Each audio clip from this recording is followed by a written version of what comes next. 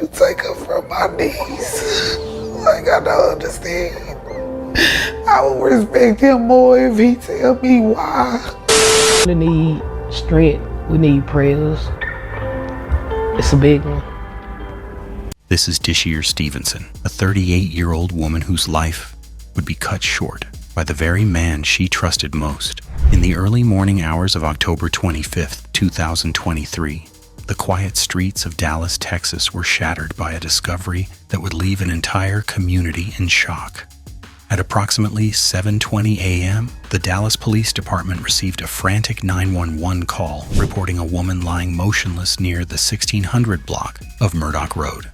When officers arrived, they were met with a devastating scene. A woman had been abandoned along the roadside, lifeless, with a gunshot wound to her chest.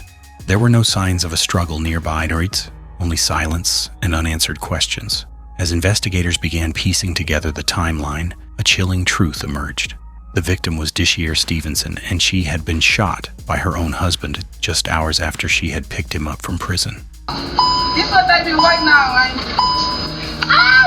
Ain't nothing so bad, I ain't the crime and everything. This I ain't just made him no crime. Baby, you got my ID. The man who once vowed to love and protect her was now the prime suspect in her murder. But before Dishier met her tragic end, her story had already been shaped by warning signs, overlooked red flags, and a loyalty that would ultimately cost her life. To understand how this happened, we need to go back to where their paths first crossed and uncover the moments that could have changed everything. Who Dishier Stevenson was? Dishier Stevenson was born on November 16, 1988. Those who knew her described her as driven, outspoken, and fiercely independent. She was the type of woman who believed that if she wanted something, she would find a way to make it happen, no matter how hard it was. By her early 30s, Dishier had already built multiple income streams.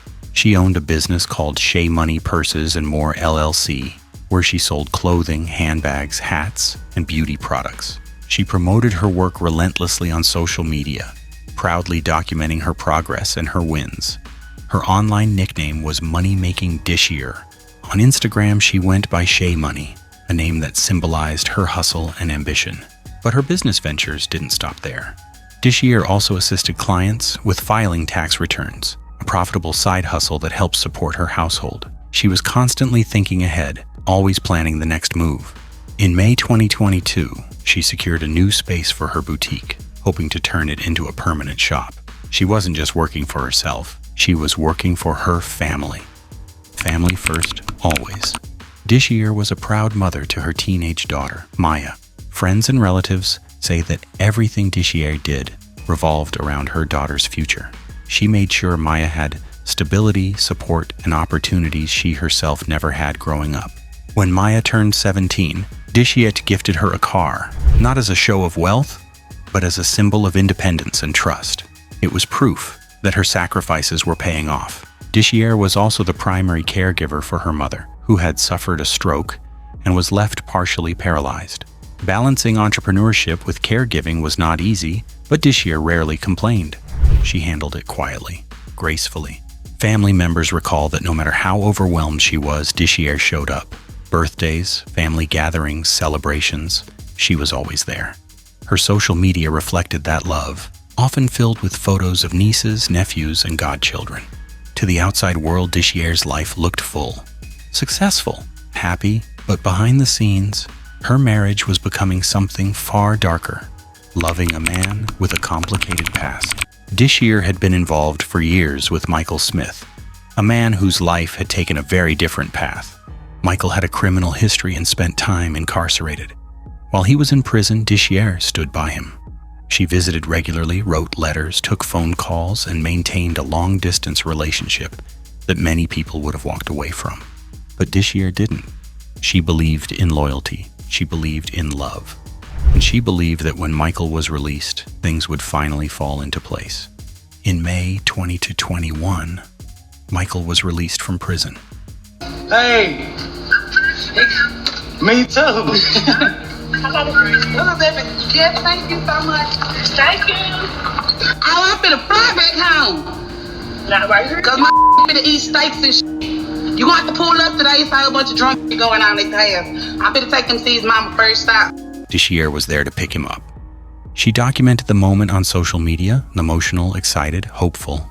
She dressed up, did her makeup, and spoke openly about how much she loved him. In one video, she talked about wanting to make his return special, wanting him to feel welcomed and valued. Only days after his release, the couple got married in a small, intimate ceremony. To Deshier, it marked a new beginning. To Michael, it marked the start of a struggle he was not prepared for. Life after prison. Life outside prison is often harder than people expect. Michael had spent years in an environment where structure was imposed and control was external. Once released, he was faced with freedom and responsibility. Deshier, meanwhile, was thriving. She had businesses, income, momentum. Michael did not. Financially, Deshier became the sole provider. She paid the bills, funded their lifestyle, organized vacations, and threw elaborate birthday celebrations. On one occasion, she even surprised Michael with $10,000 in cash as a birthday gift. Publicly, she framed this as love. Privately, it began to create imbalance. Michael struggled to find his footing. Friends and family later described him as increasingly insecure, particularly about Deshier's success. He was no longer the provider, he was no longer in control, and that bothered him. Jealousy takes root. Over time, Michael's insecurities deepened and slowly transformed into jealousy. What began as discomfort with Deshier's success turned into suspicion and control. According to those close to her, Michael frequently questioned where she was going, who she was speaking to, and why she received so much attention online. Facebook Messenger, and it was like it was just in my dream, but... Her social media presence, once a source of pride, became a point of conflict. Arguments became more frequent, and his tone grew sharper, more confrontational. At the same time, Michael's drug use resurfaced, further intensifying his unpredictable behavior. As his addiction took hold, so did his volatility. Deshier, once outspoken and full of life, became quieter and more guarded. She tried to manage his emotions, to avoid triggering arguments, believing that patience and love could bring stability back to their marriage. But love cannot cure control, and it cannot undo resentment once it takes root. Warning signs. No one understood.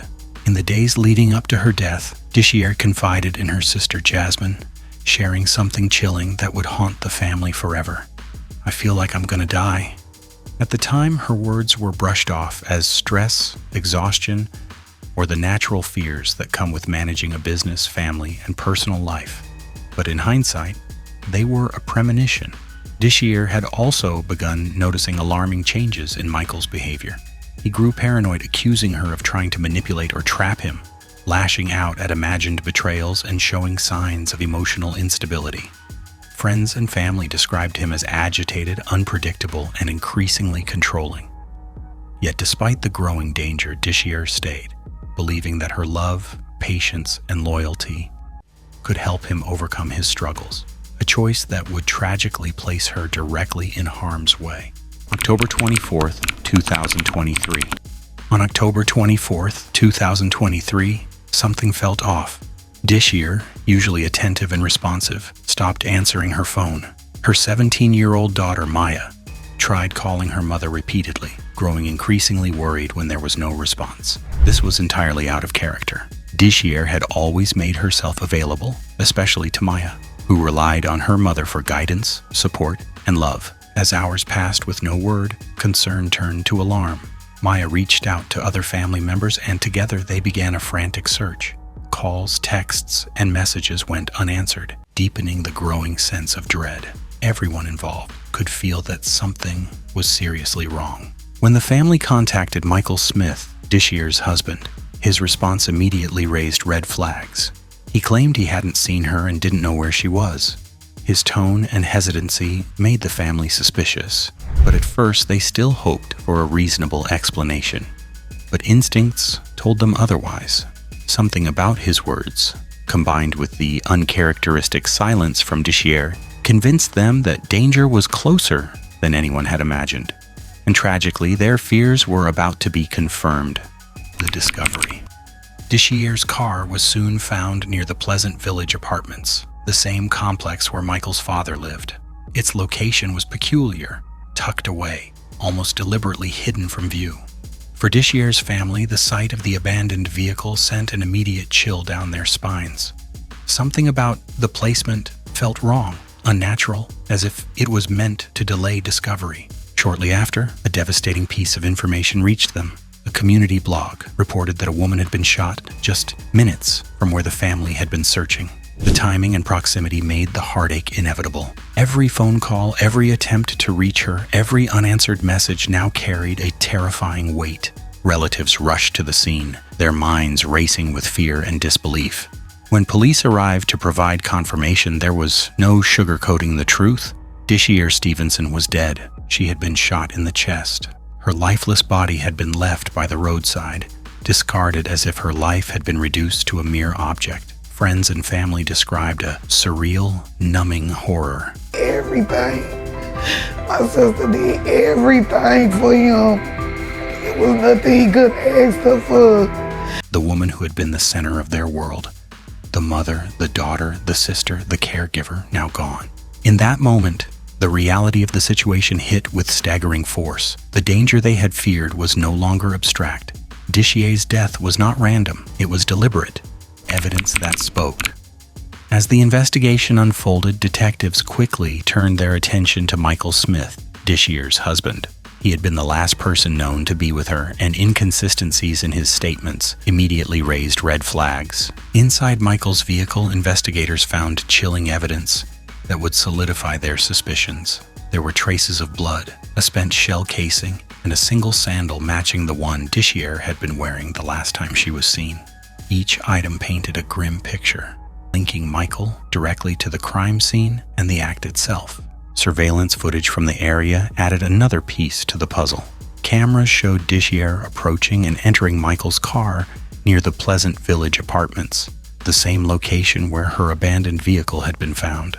The footage captured her final moments, a quiet and ordinary action that would become tragically significant in hindsight. While investigators could not determine the exact words exchanged inside the vehicle, patterns in Michael's behavior suggested a confrontation had taken place. Friends and family later described his increasing paranoia and controlling tendencies, hinting that the argument, it may have escalated beyond reason. What happened next was undeniable. Michael Smith shot his wife. The act was deliberate, sudden, and irrevocable. After the shooting, Michael left Dishier's lifeless body on the roadside, abandoning the woman who had once devoted her life to him. Then he drove away, disappearing from the immediate scene and leaving a trail of questions, grief, and horror in his wake. The evidence left behind, blood, shell casing, abandoned sandal, and surveillance footage, became the backbone of the investigation, revealing a chilling truth. Dishier's death was not an accident, not a random act of violence, but a calculated act by someone she had trusted completely. A man on the run. After killing Dishier, Michael disappeared. Police searched multiple locations, including his residence. Inside, they found multiple firearms, further raising concerns about his potential for violence. For several days, Michael evaded capture, moving between locations, avoiding law enforcement, and eventually police tracked him to a local barber shop. When officers approached, Michael attempted to flee. He was arrested without incident. A shocking claim. During questioning, Michael made a disturbing claim. He said he had been under the influence of PCP, also known as angel dust, at the time of the shooting. PCP is known to cause hallucinations, paranoia, aggression, and detachment from reality. But investigators made one thing clear: drug use does not excuse murder.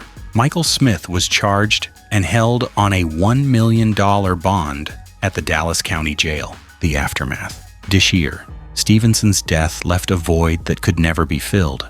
For her teenage daughter Maya, the loss was immediate and devastating. She had not only lost her mother, but her protector, her guide, and the unwavering source of love and support she had relied on her entire life. Maya, who had always looked to Dishier for guidance, was now forced to navigate a world without the woman who had built the foundation of her life. Every familiar comfort, every sense of safety had been stripped away in an instant. Her sister Jasmine was left grappling with a mixture of grief, anger, and disbelief. How How could a relationship built on loyalty, patience, and love end in such violence? How could a man, once supported and cared for during his darkest hours, turn into the instrument of that very person's death? The emotional weight of these questions lingered heavily as family members struggled to make sense of the tragedy. Friends, relatives, and the broader community were also left reeling. Deschier had been known for her generosity, her entrepreneurial spirit, and her dedication to family. She had given tirelessly to others, her businesses, her mother, her daughter, and friends. Her sudden violent death highlighted the danger of unchecked jealousy, control, and possessiveness in intimate relationships. The man she had loved, the one she had stood by through incarceration, hardship, and uncertainty, had become her murderer. For her family, the shock was compounded by betrayal. The realization that someone they trusted and had welcomed into their lives could commit such an unthinkable act. Deschier's story serves as both a tragic reminder and a warning. Love, loyalty, and devotion cannot protect against violence when control and resentment are allowed to fester. A story that matters. Deschier. Stevenson's story is not just about murder. It is about warning signs. It is about jealousy disguised as love. It is about control disguised as protection. And it is about how dangerous it can be when someone cannot handle a partner's independence. Deschier believed in standing by the people she loved. She believed love required patience, sacrifice, and forgiveness, but love should never require fear. As her family waits for justice, one question remains. Was this a crime driven by drugs, or by a man who could not accept a woman's strength?